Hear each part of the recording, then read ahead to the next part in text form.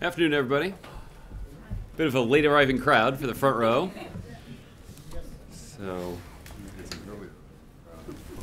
there you go, which I know you encourage. So I'm happy to oblige. I don't have any announcements, so Nedra, why don't we get started with questions today? Sure. Hillary Clinton said if she's elected president and Congress won't do comprehensive immigration reform legislation, that she'll expand on the president's executive actions. But the president has said that he's already expanded authorities as far as he legally can under existing statute. So has he changed his opinion on that, or what are his thoughts?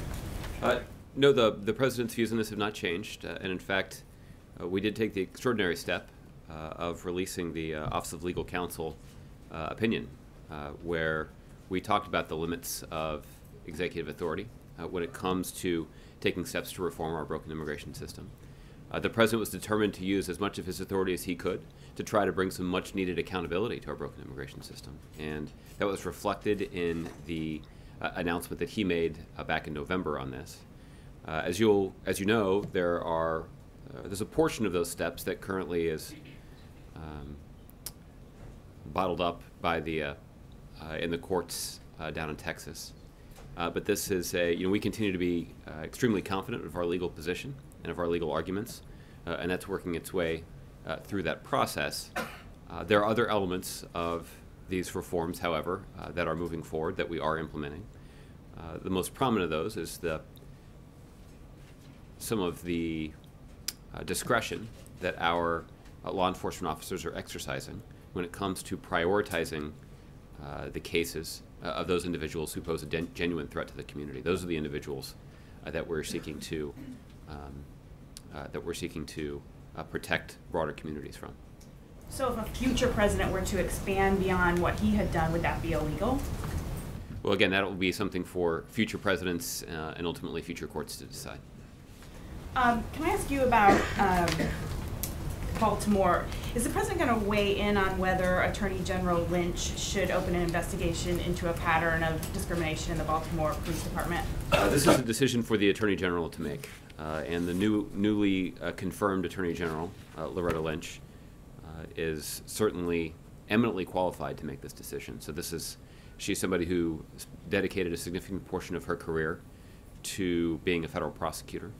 And she has a very good understanding of the way that those law enforcement and prosecutorial enterprises should conduct themselves.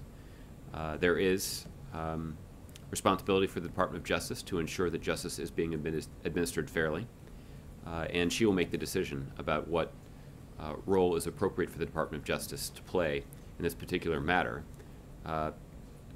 There already are two things that are underway here that are worth pointing out. The first is there is a Department of Justice investigation into the death of Freddie Gray while he was in the custody of the Baltimore Police Department. And dating back to last fall, there was interest expressed by local officials in Baltimore to have the Department of Justice assist them as they sought to put in place some reforms. But ultimately the patterns and practice investigation will be a decision that's made by the Attorney General and by the appropriate officials at the Department of Justice. The president in the Bronx spoke about how there is discrimination in law enforcement, that the statistics show that. Does he think these kind of investigations at DOJ, not necessarily into Baltimore, would be the right way to address that pattern of discrimination and could make changes? Well, I think the president was very specific about his belief that the vast majority of law enforcement officers across this country put their lives on the line to protect the communities that they are sworn to serve. And the president believes that we need to be appreciative of the commitment that the vast majority of our law enforcement officers make to doing their important work and doing it fairly and in pursuit of justice. The president has also been clear, as he was when he spoke about this matter in the Rose Garden last week, that it's unfair for us to ultimately put it on the shoulders of our law enforcement officers to deal with the wide-ranging and deeply entrenched problems that plague so many economically disadvantaged communities across this country, not just in urban communities, but in some rural communities as well. And it's a responsibility for all of us, not just for those in law enforcement, to spend some time thinking about what we can do to address the root causes of so many of these problems. As it relates to some instances where it does seem apparent that the law is not being implemented and enforced in a uniform way across the board, that there are a variety of ways that we can take steps to address those inequities. That's part of what was proposed in the 21st Century Policing Task Force report. There are some steps that can be taken to, and have been taken in some communities to good effect, to rebuild and strengthen the bonds of trust between local law enforcement officials and those who live in the communities where they work. But there also is, of course, a legitimate role for the Department of Justice to play in all of this, and that's necessarily a role that they play independent. And even as I answer these questions, I'm trying to be respectful of the independent role that they're supposed to play in this process, because there is a place for them to use their independent perch to mandate needed changes. And they should have the opportunity to conduct those investigations, reach those conclusions, and put them forward at a time and place of their choosing. Okay. Jeff? Josh, Iran is still holding on to the Maersk ship that it took under control, and saying that it will do so until a legal dispute has been settled. Is the United States involved either with Iran or with the Danish authorities about that legal dispute? And do you think that Tehran is handling this situation appropriately? Well, Jeff, this is a situation that we continue to monitor, and it's principally our Department of Defense that's been doing that. The Iranians Iranian authorities have suggested that the reason for the action that they took was related to a legal dispute with the company, and there are some reports that indicate that that those differences or those legal difficulties could be resolved in the next few days, and the ship could be released. I can't speak to the veracity of those specific reports, but I'd refer you to the private company for an update. And do the United States think that Iran is handling this correctly? Well, at this point, I wouldn't render judgment in terms of the way that they're handling it. We obviously have been watching this carefully. There are no U.S. citizens, as far as we know, who are on the ship or otherwise involved. But what we have been talking about more than usual in this room over the last couple of weeks is the vested U.S. interest in the free flow of commerce in this region of the world. And there's no doubt that these kinds of actions do start to raise those questions. But that would explain why the United States continues to monitor this situation. On another topic, the fighting in Yemen is continuing to have civilian casualties, and aid organizations are saying they may need to stop their work there because of fuel shortages. What more can the United States do to lead to a pause in the fighting and/or to relieve the humanitarian situation? Jeff, the first thing I'd want to point out is that earlier today the United States did announce the release of $68 million in additional humanitarian assistance for Yemen. We know that there are some 16 million people in that war-torn country who are in need of assistance, including as many as 300,000 newly internally displaced people. We've talked at great length about the dire humanitarian situation in that country. There are pretty urgent shortages of basic necessities like food and medicine and fuel, and it's having a significant impact on civilians who are essentially caught in the crossfire of that conflict. We welcome the recent statements from the Saudi foreign minister about the use of humanitarian pauses to ensure that humanitarian assistance is getting to the people who need it. We strongly urge the coalition to urgently work with the UN and other humanitarian organizations on the implementation of the proposal so that those in need can get the necessary assistance. Jeff, I think you also know that Secretary of State John Kerry is arriving in Riyadh today, and among the many things that he'll be discussing with Saudi officials is the details of implementing a humanitarian pause. I'd refer you to my colleagues at the State Department for more information about the trip and about those conversations. But we're going to continue to make the case that given the dire humanitarian situation in that country, we believe that the implementation of these kinds of humanitarian pauses is appropriate so that international aid organizations can try to bring some relief to that situation. More broadly, we continue to understand the legitimate concerns that the Saudis have about the security situation along their southern border. The United States has, for a number of weeks now, provided support in the form of logistical support and intelligence support to the coalition of countries that are acting to try to address that security situation. However, we believe that it's time for all sides to pursue the kind of inclusive political dialogue that's necessary to try to resolve these differences peacefully. All right. And lastly, can you give us a sense of when the next round of U.S.-Cuba talks will take place? I don't have an update in terms of those conversations. Obviously, the United States Treasury Department issued some new regulations just yesterday about ferry service between the United States and Cuba. That is a step, or that's an indication that we're continuing to take steps to normalize relations between our two countries. And we do believe that a ferry service between South Florida and Cuba would provide another important opportunity to increase the people-to-people contact between the United States and Cuban people. So we obviously welcome this step, and we're going to continue to take these steps along the path toward normalizing relations. But I don't have an update for you in terms of when the next round of talks is scheduled. Okay, Michelle? Thanks, Josh. Is the U.S. concerned about the number of civilian casualties in Yemen? The Saudis said that they moved into a new phase, but obviously airstrikes are continuing, and there seem to be daily reports of civilian casualties. And how does the administration feel about that? Michelle, we do continue to be concerned about the impact of this ongoing fighting on the civilian population in Yemen. This is everything from the needed humanitarian assistance, that there's a pretty dire humanitarian situation, that there are shortages of food and fuel and medicine in that country, and that's having a negative impact on the livelihood of millions of innocent Yemenis.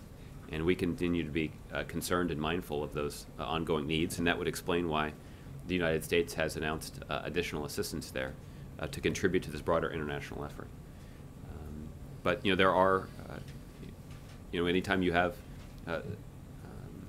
chaos in a country like this, there are going to be concerns about innocent civilians being caught in the crossfire, and that's why, we certainly are pleased that the Saudis have indicated a willingness to scale back their military efforts, but we haven't seen a corresponding response from the Houthi rebels indicating a willingness to cease their military operations and bring about the dialogue that's necessary to try to resolve the differences between all of the parties in this conflict.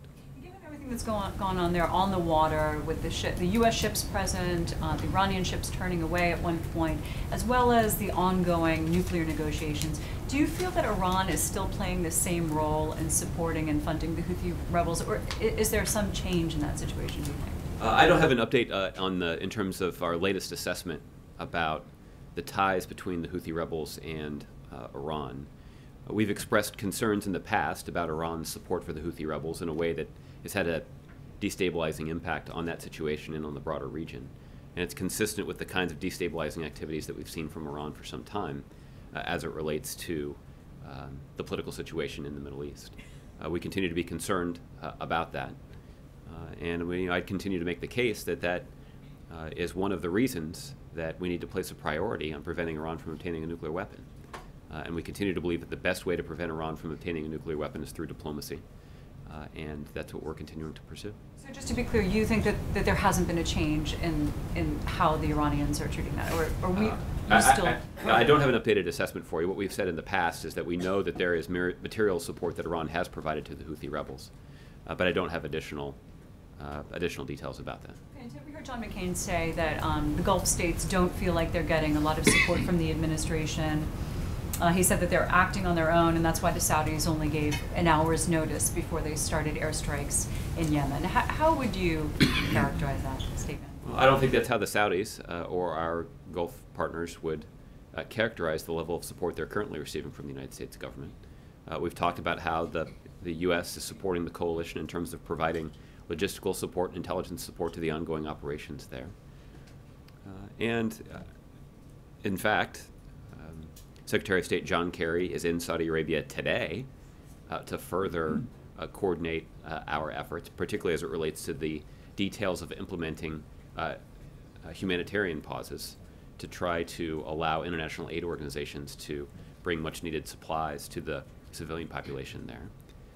And as you know, next week the President has planned to bring the leaders of the GCC countries to Camp David for intensive consultations about our security cooperation with those countries. And the United States obviously has a long history in terms of our security relationship with these countries, and that relationship has been good for the security of the people of those countries. That relationship has also been beneficial to the security of the American people. And the President is committed to continuing to strengthen that relationship. And in fact, one of the chief benefits of preventing Iran from obtaining a nuclear weapon is that it will have a corresponding positive impact on the security situation of our partners in the region. Okay, move around. Anita.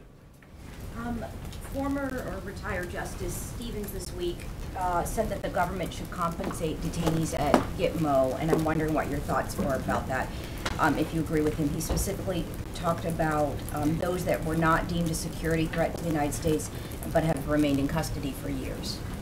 Well, Anita, the President has placed a priority on closing the prison at Guantanamo Bay since his first days in office. And unfortunately, we have seen Congress erect barriers to the completion of that goal. The President's been disappointed by that congressional activity. The President has made the case publicly many times. He's made the case privately to many members of Congress directly that continuing to keep the prison at Guantanamo Bay open is not at all in the national security interests of the United States of America. It certainly is not consistent with the wise use of our government resources, that the millions of dollars that are expended to keep that facility open and operating is not a wise use of taxpayer dollars. So whether it's a fiscal reason or a reason that's directly related to the core national security interests of the United States, the President believes and is continuing to pursue the responsible closing of that facility. I've seen some of the news reports about Justice Stevens' remarks, but I didn't read the specific text, and I don't have a specific reaction to his comments. The President thinks that they should be compensated. That's basically what he's saying. That they should have some money. Well, again, I didn't see the substance of his remarks, so I wouldn't have a comment on them. Okay, Pam. Thank you. I know this came up once before, but can you explain why the President chose Nike as a site to advance his trade initiatives? Critics say it's a company that's gotten enormously profitable by sending jobs offshore, not employing Americans, and using sweatshops. Well, I'd refer you to Nike for the specific criticisms that you have outlined there. I'm confident they would be happy to be in a position to explain their record to you on these issues. We'll obviously have more about the President's trip as he travels out west later this week. What I can just say as a general matter is that the President is looking forward to visiting the Nike headquarters and using it to illustrate how a responsible trade agreement that includes enforceable labor and environmental standards would strongly benefit middle-class families and the American economy.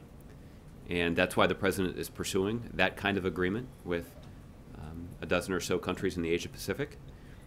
And we are trying to work in bipartisan fashion to pass trade promotion authority legislation that would make it easier to reach that agreement. And we're continuing to work to build bipartisan support for it. Critics also say that those enforceable labor and environmental standards are the same ones that are in previous trade agreements, and a government study said that they had not really changed conditions on the ground for workers. What assurances are there that they will be more enforceable than the past agreements? Well, the key difference here is that the provisions that are contemplated in the Trans-Pacific Partnership are provisions that would actually be enforceable. So to take NAFTA, for example, an agreement that has previously been cited by critics of this potential trade agreement. In NAFTA, efforts to raise labor and environmental standards were essentially included in letters that were on the sidelines of the agreement. But the way that Trade Promotion Authority legislation has been worked out and what the President envisions for the Trans-Pacific Partnership Agreement is to ensure that those labor and environmental provisions are actually written into the text of the agreement to make sure that they can be enforced.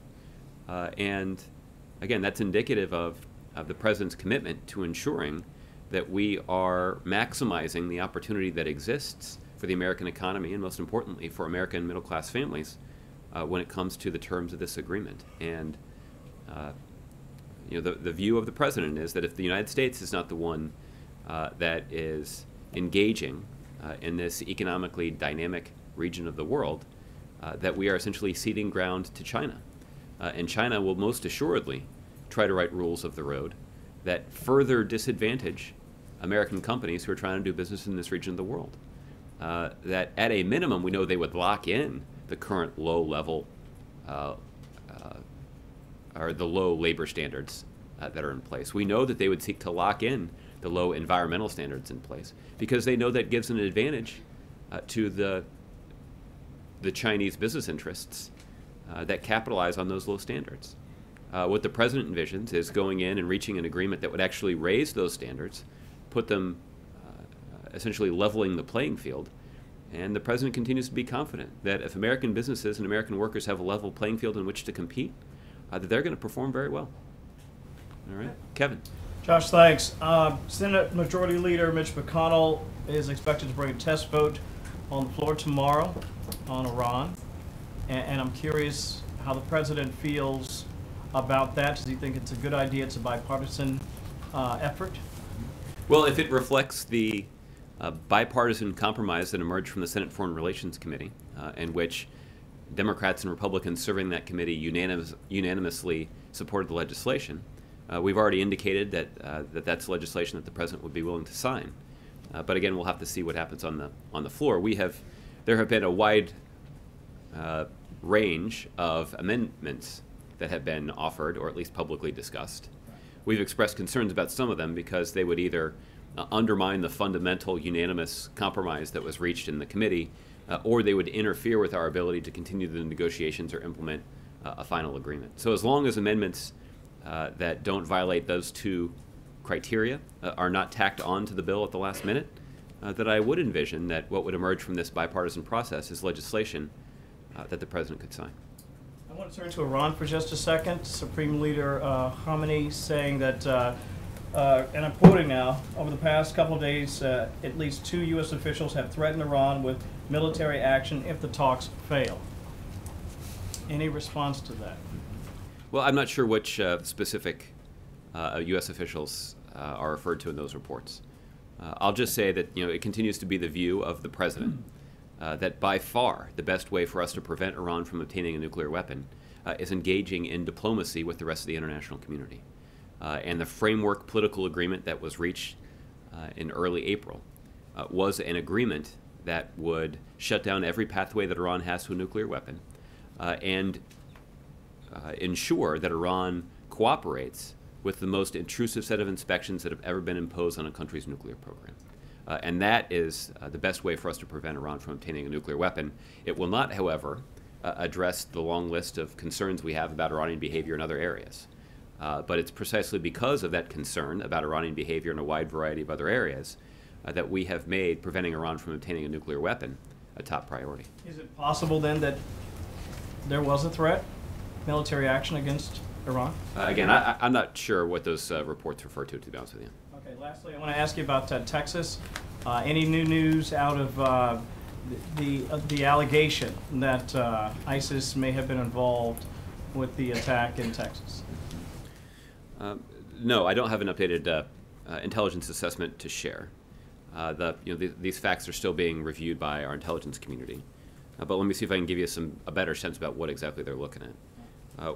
What the intelligence community is trying to do is they're trying to investigate specifically ISIL's claim of responsibility.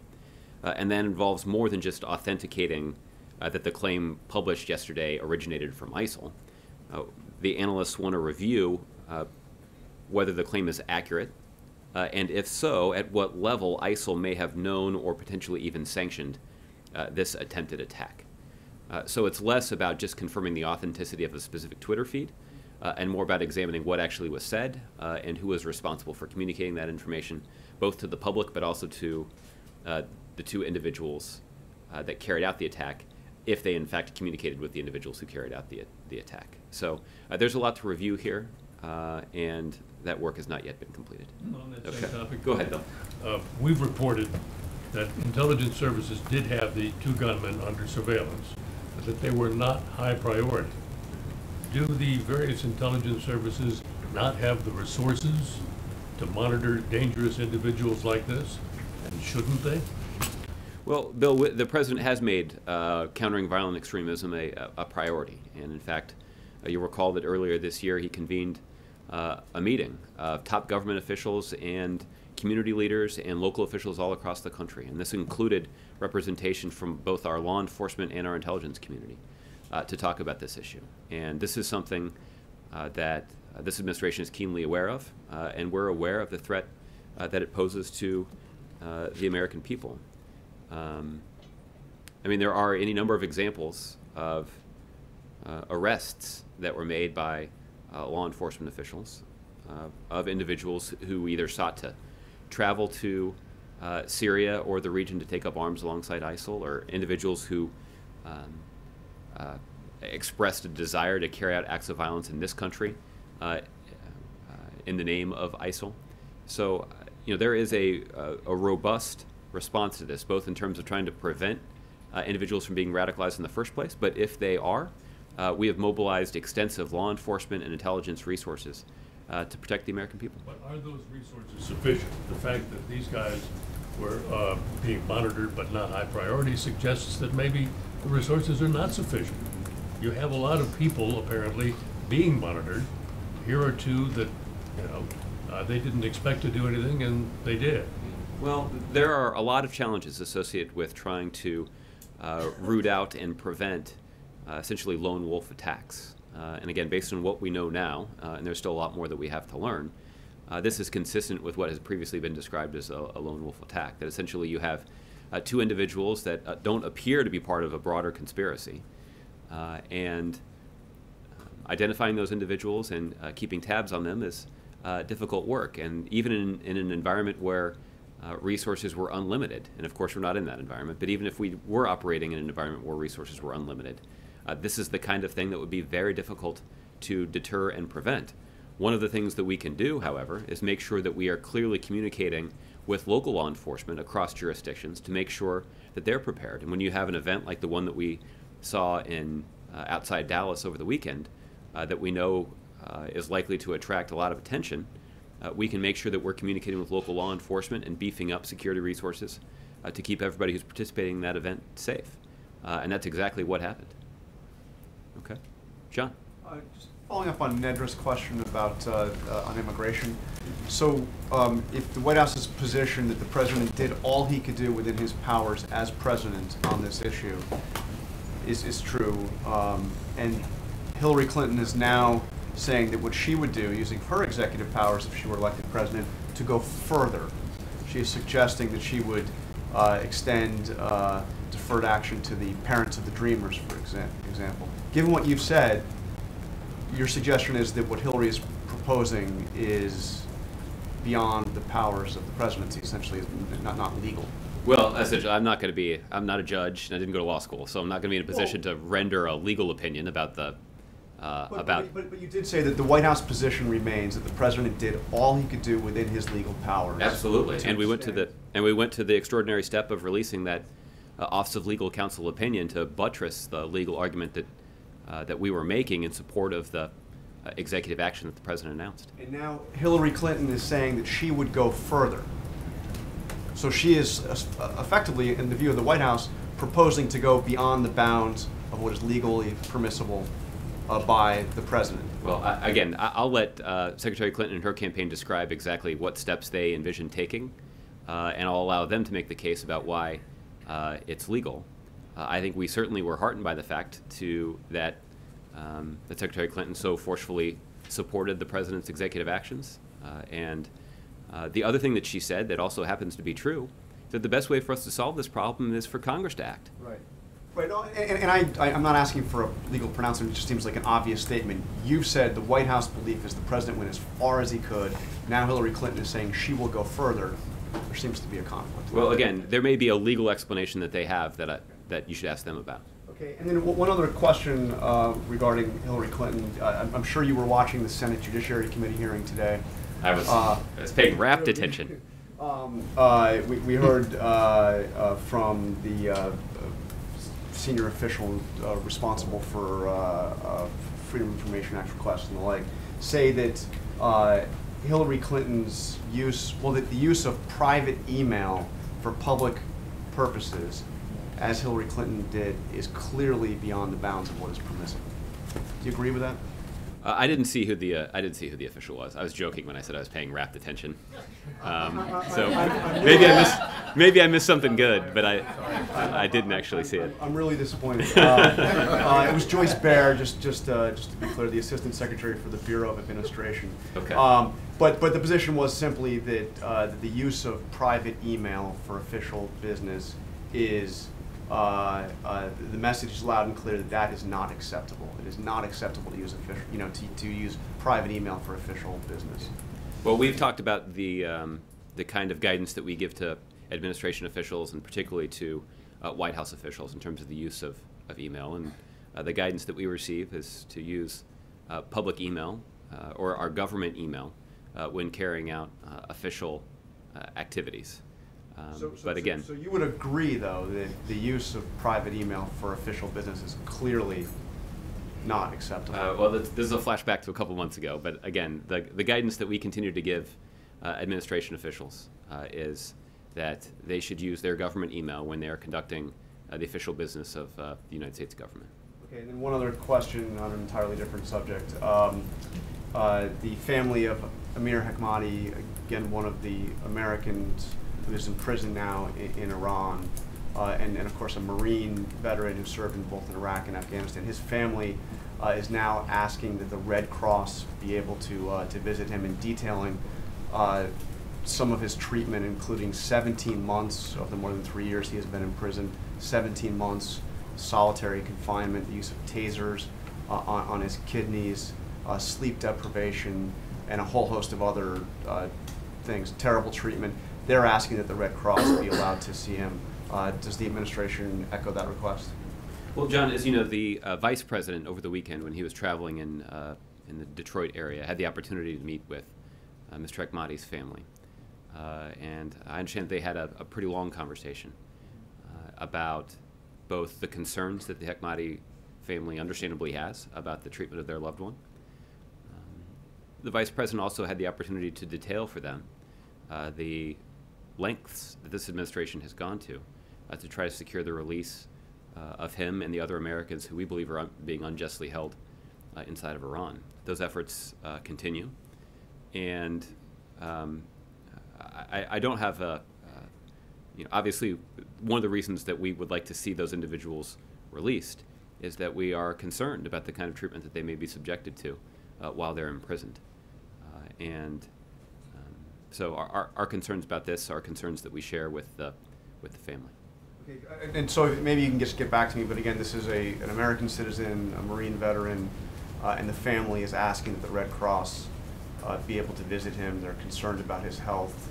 And if you can get back to me, Lord, the White House agrees with that and would echo that. All right. I will get back to you on that. Thanks. Okay. Mara? I just had a follow-up about Nike.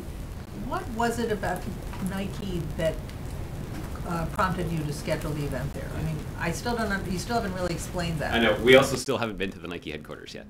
So what I'm saying is, once we have the event on Friday, it will become much clearer to all of you why this is a useful illustration of the significant economic benefits associated, economic benefits for the American people and for middle-class families associated with finalizing and implementing Trans-Pacific Partnership Agreement. You don't want to say anything good about Nike till Friday. Well, my guess is that there is an office somewhere, probably in Beaverton, Oregon, with very well-compensated, extremely skilled communications professionals I'm asking who about can the say White all House. kinds of nice things about Nike. I'm sure that there are lots of nice things for them to say. What you would say. And what I'm saying is that on Friday, when the president appears in Nike, we will have a more specific, robust discussion about why exactly the president's there. So, something I look forward to. I hope you do too. Jordan.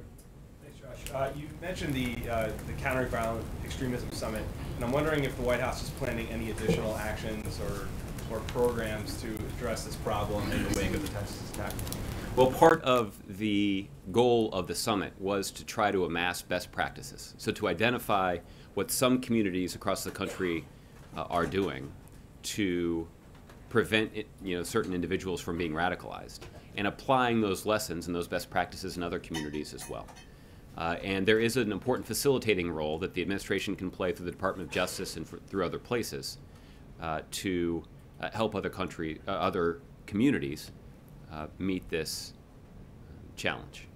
And so this is ongoing work, and it's something that we continue to be very focused on. On the defense bill that's in the House, there's a tussle over immigration language that's in that bill, and I'm wondering if the White House is concerned that another must-pass piece of legislation is being held up by an immigration fight. Which bill are you referring to? The defense authorization bill. Oh, okay.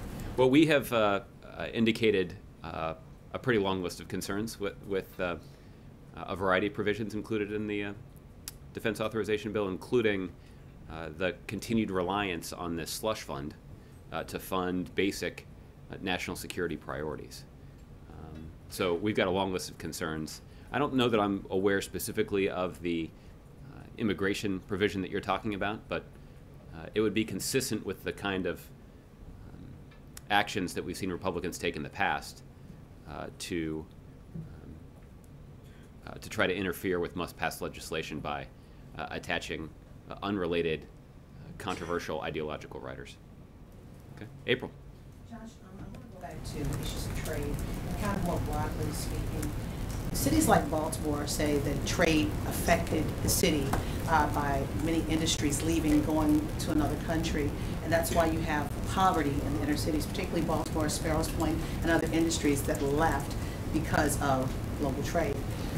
What are the safeguards the president has in his proposal, his push, when it comes to protecting many of these urban cities to prevent the kind of cycles of poverty that we're seeing in Baltimore and other places like Ferguson and some other places that have been hit? Well, April, the argument that the president has made is that to not try to open up opportunities for American businesses in overseas markets essentially locks in that status quo. That right now we have seen companies take advantage of some unfair labor standards in other countries to gain a competitive advantage over American companies. And that did prompt a number of companies to leave the United States in pursuit of more lax labor standards and essentially cheaper labor. And that did have an impact on communities large and small all across the country. What the president basically suggests is that if you're concerned about the impact, then what you should support, and what the president supports, is raising labor and environmental standards around the globe. That if we raise those labor standards, essentially what we do is we level the playing field. And no longer will companies have an incentive to ship jobs overseas. In fact, there now would be a variety of incentives for those companies to consider relocating back to America, because we know that America has a bunch of other built-in advantages. Everything from the best colleges in the world to the most innovative economy in terms of people being able to take good ideas to market and to capitalize them quickly. We know that America has the most ambitious entrepreneurs, the hardest working people.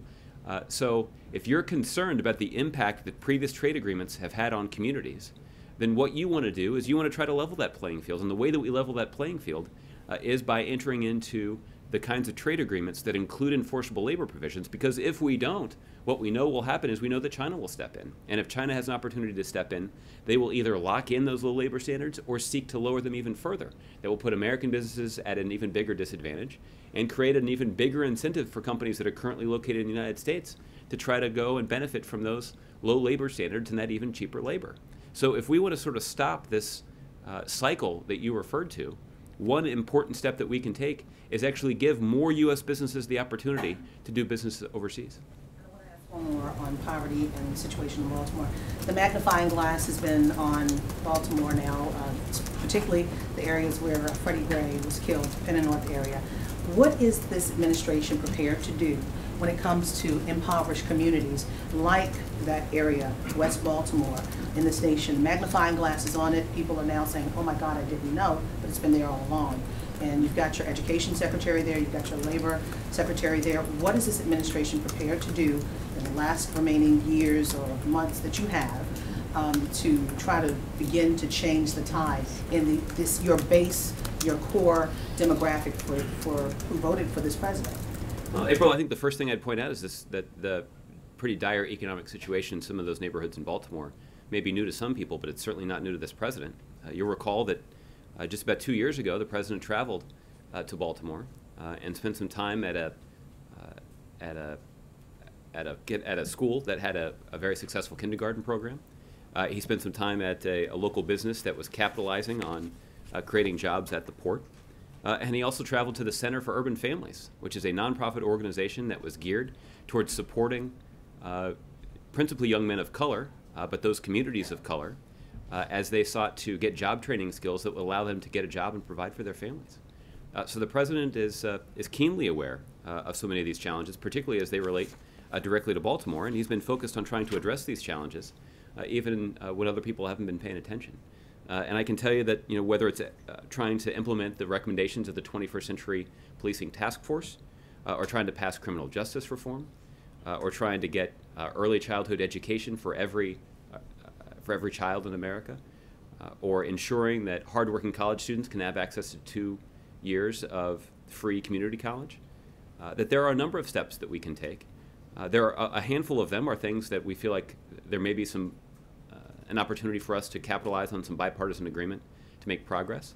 But many of the things that I've listed are things that Republicans have steadfastly opposed. And that's unfortunate. And when I say Republicans, I actually just mean Republicans in Congress. Some of these proposals, like free community college and high-quality early childhood education for every child in America, are the kinds of things that Republicans across the country support. But unfortunately, for political reasons, there are some Republicans in Congress who have effectively blocked these kinds of efforts that we know would make a material difference in the lives of men and women in economically disadvantaged communities all across the country, both in urban settings like in Baltimore, but also in rural settings where you see Americans who are locked in a similar cycle of poverty. Okay. And one last question.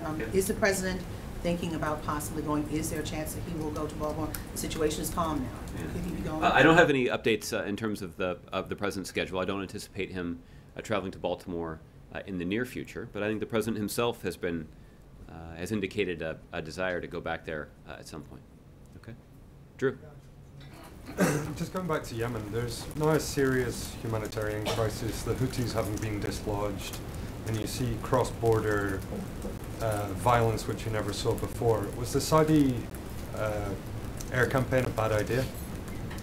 Well, Drew, I think the Saudis launched an air campaign in conjunction with some of their allies in the region because they have concerns about the security situation along their southern border. And the cross-border fire by the Houthis that you cited, I think, is a pretty good illustration of the concerns that they have. So in response to those concerns, the United States has offered our support to the Saudis and to the broader coalition in the form of logistical support and some intelligence assets that we can use to benefit their efforts.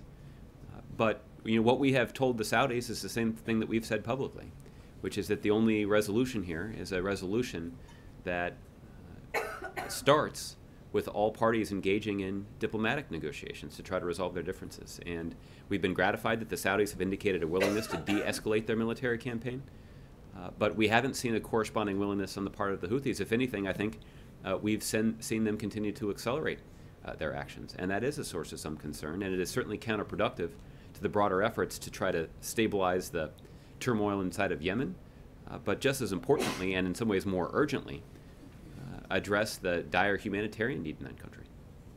But would you agree that Yemen is no closer today to stability or prosperity than it was when the Saudi airstrikes began? Well, I think that the principal cause of the instability that we've seen there has been the Houthi rebels that have engaged in essentially unceasing violence here for the last several months in a way that has destabilized the central government pretty dramatically and thrown the nation into even more turmoil and chaos than they'd previously experienced. And the Saudi and the Gulf Coast or the GCC coalition, I think, has responded to the understandable concerns that they have about the possibility of that violence and chaos spreading into their countries. And again, the clearest illustration that we've seen of their concerns just occurred in the last 24 hours when there are reports that some of the Houthi rebels have actually fired shots into Saudi territory. So that's why the United States, again, has dedicated additional resources to try to address the humanitarian need that's evident to anybody who looks in that country. It's why we've continued to support this Saudi GCC coalition through the provision of intelligence resources and logistical support. But it's also why we continue to urge all sides to engage in this UN-led, or at least UN-facilitated process to try to bring about a political resolution to the conflict. Final question on Iraq.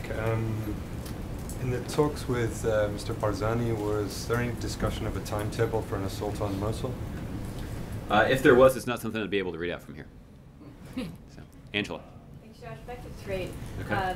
The Senate has said that trade will come up next after they finish the Iran bill. And you said on Monday that the president will be personally involved this week with working on cajoling Congress to do what he wants. Can you give us an update on what sort of interaction there's been between the White House generally and Leader McConnell on this, and then whether the president has himself talked with Leader McConnell or other members of Congress this week on the trade issue? Well, I can tell you that the president has been engaged on this and continues to be engaged in making the case to Democrats and Republicans about the wisdom of pursuing this approach. And those efforts have continued this week, but I don't have any details to share with you. Efforts including individual phone calls? Including conversations that the president has had with members of Congress. Yes. Okay. No, I don't have any specifics. Byron. Thanks, Josh. Israeli Prime Minister Benjamin Netanyahu is facing a deadline to form a government, and it looks like he may. Will the White House invite him here for a meeting, given all the drama around the Iran talks, after he forms a government? I know you said you didn't want to interfere in the election beforehand. The thing that we have indicated, Byron, you're right, is that the president did not envision a meeting with Prime Minister Netanyahu prior to the completion of the government formation process. At the same time, the president was just as clear that that would have no impact on the deep and intensive security cooperation between our two countries. We know that the kind of security support that the United States provides to Israel is critical to the safety and well-being of the Israeli people. That's a venture in which we are deeply invested and one that will continue. Prime Minister Netanyahu has observed himself that the level of security cooperation between Israel and the United States under President Obama's watch has been unprecedented. And the unprecedented security cooperation continues. I don't have any additional meetings to announce at this point, but if and when a new government is formed by Prime Minister Netanyahu, I would expect that the United States will continue to work closely with that government. The Obama administration will continue to be closely in touch with them on a wide range of issues, but most importantly, our close security relationship. The second foreign leader question is that the Armenian president is in D.C. this week. Why didn't the president meet with him, and did it have anything to do with the ongoing issue about the use of the word genocide? It was more directly related to the president's rather busy schedule this week. But I do know that the vice president will be attending the prayer service that's scheduled for later this week, where the Armenian president will also be in attendance as well, I understand. Was a meeting requested between the two presidents? I'm not aware. I actually don't know the answer to that question. Okay. Chris? Thanks, Josh. Civil libertarians are raising some questions after these reports about drones over Baltimore during a time of unrest following Freddie Gray's death. And I'm wondering if you can articulate what the administration policy is on this type of surveillance, especially given the concerns that they often catch a lot of people who are doing absolutely nothing wrong in situations like this. Well, Chris, you'll recall that in the last several months, the FAA has put out some basic regulations regarding the private use of unmanned aerial vehicles, drones. And so you could go to the FAA for the details of those regulations. You know, obviously those kinds of regulations apply differently when it comes to law enforcement assets. But for questions about law enforcement, I'd refer you to the relevant law enforcement officials. In this case, I think that'd be the FBI. But does the administration have a policy on that? Are there conversations about it, or is this a situation where essentially the technology has, or I guess the policy hasn't caught up with the technology? Well, I'm confident there is a policy, but it's one that, again, if it relates to use of law enforcement assets, then I'd refer you to law enforcement officials who can talk to you about those policies. And I just want to ask you quickly about the meeting, which may still be going on, I'm not sure, between Governor Scott and Sylvia Burwell, and as you well know, he's coming and pushing for $1 billion in federal funding for Florida hospitals. What's the administration's message to Governor Scott? Well, there has been a range of issues of concern about the willingness of Governor Scott and his administration to work with the administration to maximize the health care benefits for the people in his state. And I asked about this right before I walked out here, actually, and the meeting was still ongoing when I walked out here. So I wouldn't want to say anything further until the meeting is concluded, and we'll see if we can get you some more information about how that meeting went. Okay. All right. Move around. Fred.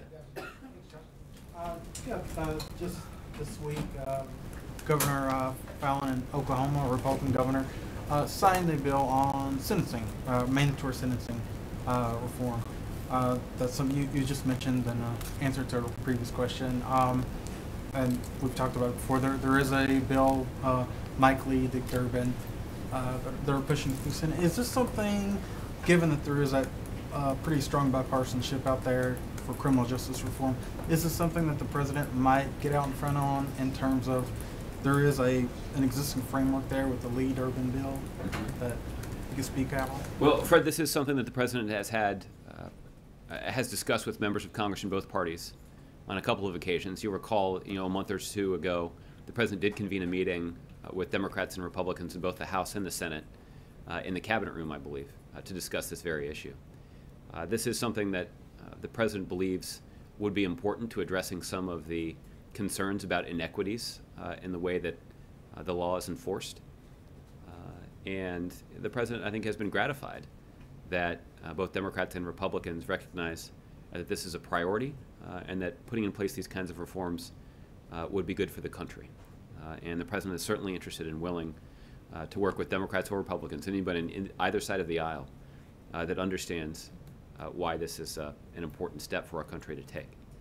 And do you have any thoughts on the legislation that was signed this week out of Oklahoma? Have you seen anything on that? I'm not familiar with it, so I'd reserve comment on it. Okay. Also, on former Speaker Wright, does the White House have any comment on his passing? I'm sorry? Former Speaker Jim Wright, is there any White House comment as of yet on his passing? Oh, I was not aware that he had passed away, but we'll check that out and get back to you. Okay. Susan. Now, on April's question earlier, there have been reports out that the CBC, that President Obama is making a pitch to the CBC members to pass trade and get it across the finish line in the House, at least.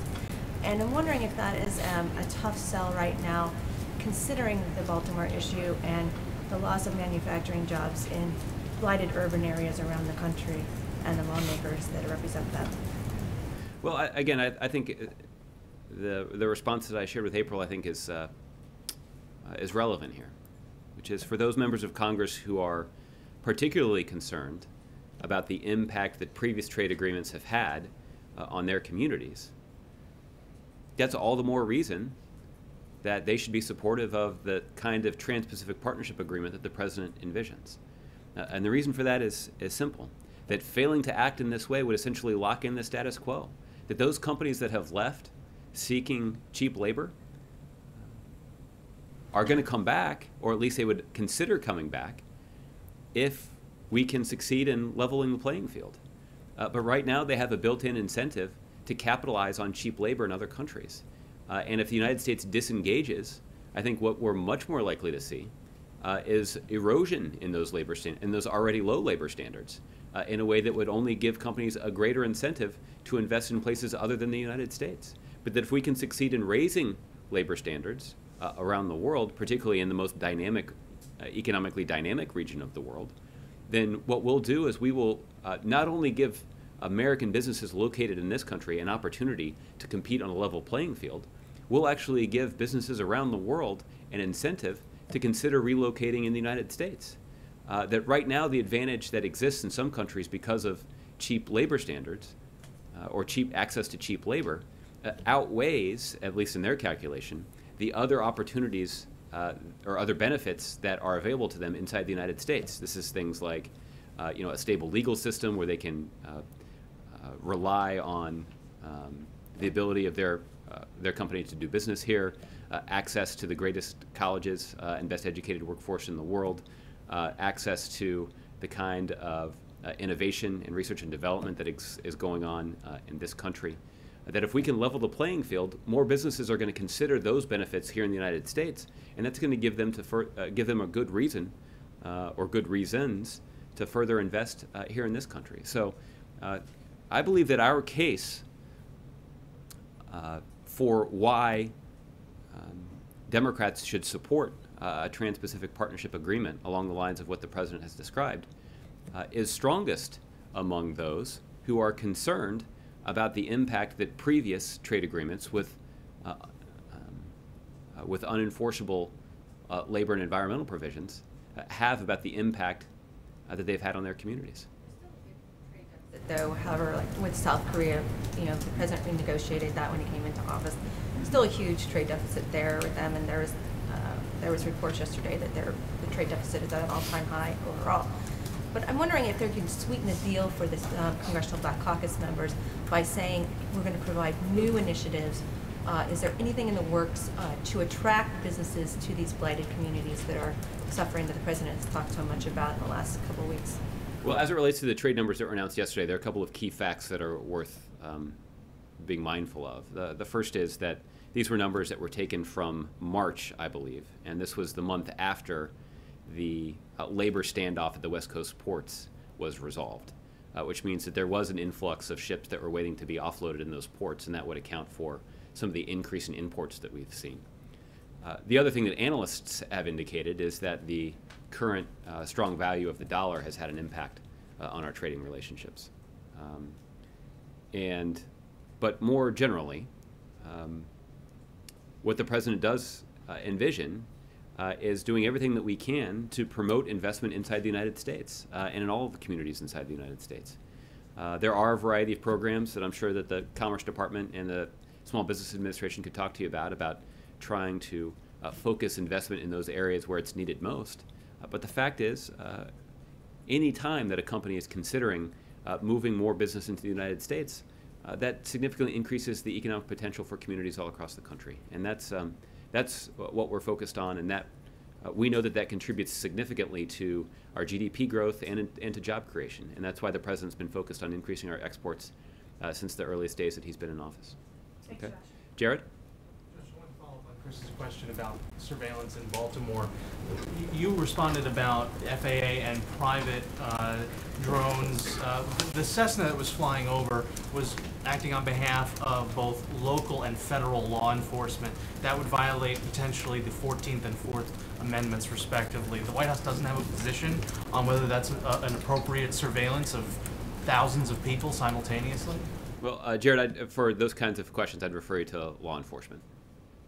You don't think that there's a potential damage here done if thousands of people are surveilled by aerial forces? That's not something the White House is concerned about? Well, Jared, I'm not sure that's exactly what happened, but in order to confirm for you what's happened, I'd refer you to law enforcement who can give you some facts here, and we can. You don't have to spend as much time conjecturing. You can actually deal in facts, and you can talk to them about that. Okay. Does the White House think that this isn't what happened? Is that? No, I'm just trying to understand. I'm gonna move on, Laura. Thank you, Judge. Just a follow-up on Guantanamo. Will the president be ready to do an executive order to close Guantanamo? Laura, the president has indicated a willingness to use as much of his executive authority as he can to try to take the steps that he believes are consistent with the national security interests of the United States, and that's closing the prison at Guantanamo Bay. He does not believe that the millions of dollars that are expended every year to keep that prison open is a good use of taxpayer resources. It's not. In fact, it's counterproductive. And unfortunately, we have not seen cooperation from Congress in this regard. In fact, what we've seen is we've seen members of Congress repeatedly go to great lengths to try to prevent the closure of the prison at Guantanamo Bay. That's been the source of a lot of disappointment to the president, but it has not prevented him from continuing to push his team to try to go as far as we can to reduce the population there and to ultimately get to a place where we can close that prison. Okay, and in Boston, the trial is coming to an end. Jury to decide death or life sentence for Tsarnaev. What's the president's view on it? Well, obviously, there's a jury deliberations are ongoing, and so I wouldn't want to weigh in on it at this point. Okay, Connie, I'll give you the last one. How closely is the president watching the British elections today? Does he have any message to the British people? Is he concerned that any of the issues that the U.S. and the U.K. work on might be derailed? As I mentioned to JC yesterday, I'm going to reserve comment on the elections because I don't want to be in a position of even leaving you with the impression that we're favoring one side or the other. The president is, of course, monitoring the results of the election, is monitoring the election and awaiting the results. Because this is an election that's taking place in a country with whom we have a special relationship and one of our closest allies. And I am confident that that strong alliance and that special relationship will endure regardless of who the next British Prime Minister is. The depth of that relationship is so strong that it will continue. Can I say, polls close very soon, and the Brits, unlike us, don't campaign on election day. Oh, interesting. Yeah. Save a lot of money, I guess. Well, everybody go look for your British exit poll results. Thanks.